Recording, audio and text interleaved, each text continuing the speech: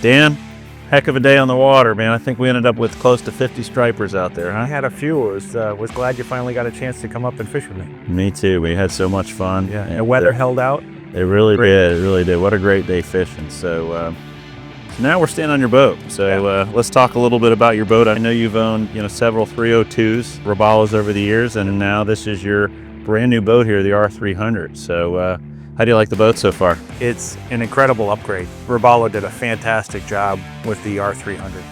It's totally different than the 302. It's got so many more features to it, and the ride is incredible. I'm very happy with it. Yeah, we had a lot of fun on this boat and it really got the job done for us today. So we're standing up here in the bow. Let's talk about a few things we like about the boat. Obviously you've got a lot of rod holders up here, which those are a really nice addition that the prior years Robalos didn't have, is these extra rod holders, especially for the guys that are maybe possibly drift fishing for fluke up here in the Northeast or shark fishing. It's nice to be able to put your rods all the way down the gunnel. Yeah, that really came in handy today with us too. And moving up to your anchor locker here in the front of the boat. Obviously now we've got the new finished off lids, and how do you like the new anchoring system on the boat? It's fantastic, because prior I had to store an anchor and manually deploy it. Now there's a windlass on this particular model with that integrated anchor system, so it's clean, it's out of the way. And it's also a nice feature to have the, up here we have the freshwater wash down. When people do pull their anchor, they can rinse it down before it comes on board. Nice little feature like that that's well thought of. It is nice. I like even having like the tool up there when you have to adjust your windlass up there, and just having it an easy spot to get to. So today we used this the bow area mainly for a casting deck. It was nice to be able to get up here elevated. Up here we also have 3 insulated storage compartments, and I know you bring a lot of gear on the boat with you. So. I do. So for example, a typical day is I keep all of my gear on one side here, and there's extra tackle, my foul weather gear, that sort of thing. And then I usually leave the starboard side just for clients, store their gear, as well as that forward one. And I noticed in the floor there, you're able to store all your life jackets and safety equipment down here as well. It's a big compartment. Yeah, I have a life-saving bag down there, as well as my throw ring, and would even hold more if you need to keep it down. It's just convenient in case of emergency. Of course, it would be easy to get to as well. Over to the console here, I really like this forward entry head in the boat here. It gives you really nice access to step down in there. It's got the sink down there to rinse your hands off. Right. You've got the window, about 6'4" of headroom. And I know you commented earlier how nice it was when you rigged your electronics. It was. So that whole access panel opens right up and gives you just incredible area to work for the electronics for installation. On those long fishing trips, man, it sure is nice having this big hardtop with lots of shade. And it really keeps you from getting sunburn out there. And I like that it's kind of the angled edge here. When the sun's kind of setting or on an angle, it really blocks the sun for you. A lot of the people were using these extra grab rails here to hang on to when we were running, which really is a nice thing to hold on to while you're running out there. You can see how substantial they are. It just gives you something to brace against if you're in rough seas. And then this triple helm seat, this is the first 30-footer that has that. I love it.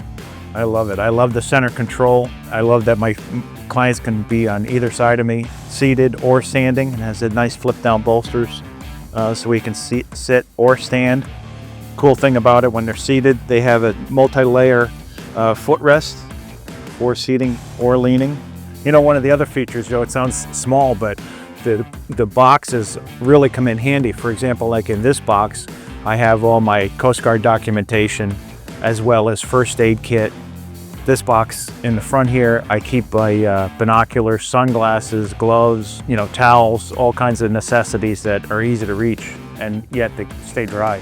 I feel like you can never have too much storage. No, you can never have too much storage, right.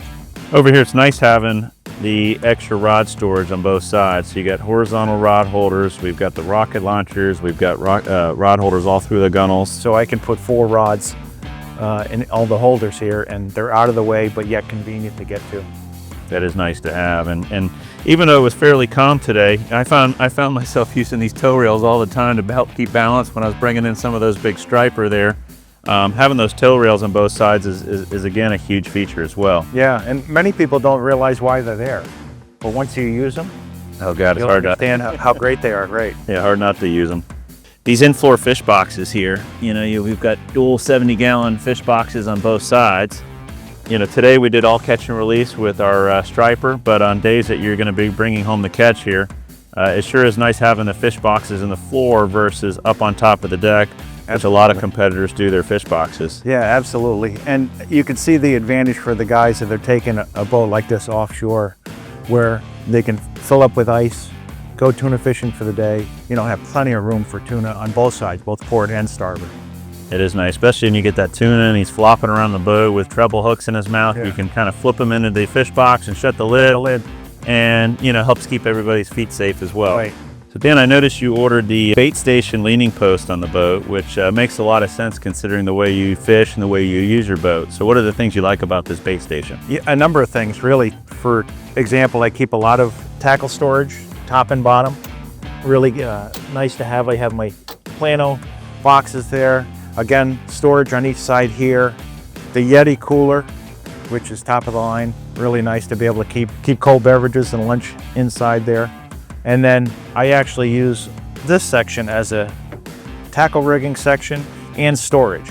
There's a nice feature that is a sink where people can rinse their hands. We love taking pictures of, you know, our clients with fish, and so you don't want to have fish all over your hands all day long. So nice way to rinse it off, puts it out of the way.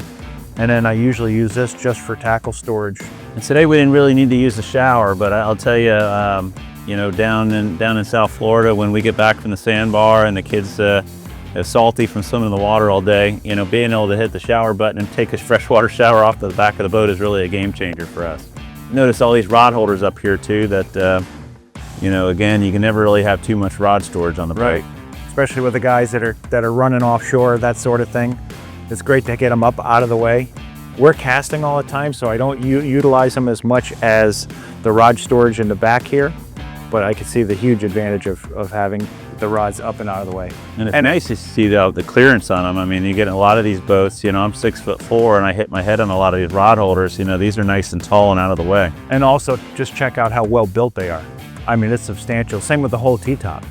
Yeah, it sure is nice when you got multiple anglers back here in the back of the boat, having this amount of cockpit space in the back of the boat. Yeah, it seems to me that there's more room in the R300 than there was in the previous 302, at least for castability in the rear of the boat here. It's very spacious. Absolutely, and having 2 30-gallon live wells is huge on a boat. I know today we fished with all artificials, but on days when you have live bait, to be able to store 60 gallons of live bait is huge.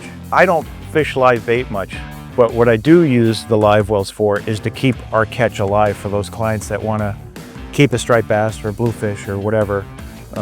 We'll keep them alive in each of these wells, and then just prior to coming home, we'll dispatch those fish to keep them as fresh as possible. When you go to take those fish out of the live well, they are very frisky. The live well does an incredible job of keeping them alive. And this back seat here, it's really nice because you know, on days like today while we're fishing, it folds away and it gives you a fiberglass wall back here. So, you know, when the fishes are flopping around the deck here, it doesn't damage the seat here. And then when you're running into the dock, you know, it opens up really easily to give you a very comfortable seat in the back of the boat. And when you're cruising back to the dock, this is really kind of the best seat in the house. And a lot of the people, you would not believe how many people enjoy sitting there and maybe having a beer on the ride home and just talking about the trip. And it's one of the most comfortable places on the boat. Man, oh man, it is nice having a Seakeeper 2. I noticed you ordered this on the boat. So what are your thoughts on the Seakeeper 2? It's my very first Seakeeper, and I don't think it's going to be my last. It's fantastic. It was highly recommended by a number of different professionals that I know that have used Seakeeper, and they said it would be a game changer. And it really has. It's still early in the season, but to give you an idea, Joe, last week I had some older gentlemen on a boat who still are hardcore fishermen, and it was blowing 30. And you know, when we hook a fish, we have to go back down through the rip. The Seakeeper made just a huge difference. You had no rocking and rolling at all. The boat just flowed back up over the rip, just as smooth as can be. It was very, very nice. I can't wait to you know, use it for the rest of the season. All right, moving to the back of the boat, it's sure is nice having this transom walk-through door here where you're not having to climb over the back wall to get to the swim platform. I really appreciate the amount of space back here to be able to walk from one side of the swim platform to the other. And a feature I use a lot snorkeling down in the Keys is a swim platform, and it has this nice lid on top that keeps it from being a tripping hazard. Right. And I noticed today we used these rod holders across the back of the boat. This is all brand new for Robalo, especially in the R300, and I love them. And I appreciate all the rod holder cup holders as well. I mean, that's something we hadn't talked about before, but on the gunnels as well as the transom, the rod holder cup holders obviously serve two purposes. So I noticed you ordered this boat here with the 350 Yamaha. So what are your thoughts on these new motors? I did. This is the first year I went with 350s. Prior I had 300s. The thought process was to more horsepower, a little bit better performance, hopefully the burning less fuel because they're not working as hard. So far, I'm getting the same fuel economy as I had on my 300s, but more horsepower. Yeah, they really are a nice package, and we're super excited about these motors. Right. Yeah, one thing I love about Yamaha is the reliability of these motors.